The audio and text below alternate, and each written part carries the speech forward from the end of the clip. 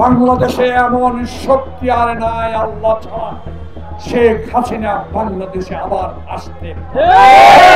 শেখ হাসিনা কতদিন ভর করবেন, কতদিন হিন্দুস্তানের উপর ভর করে থাকবেন?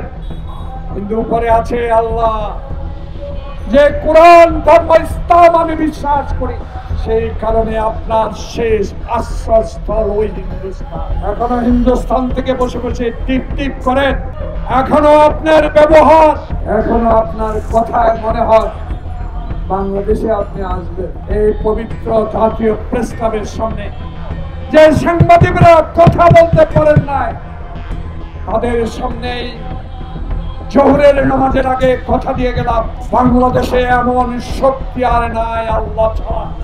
শেখ হাসিনা বাংলাদেশে আবার আসতে। তাই ওলামা দল অত্যাচার সহ্য করেছে।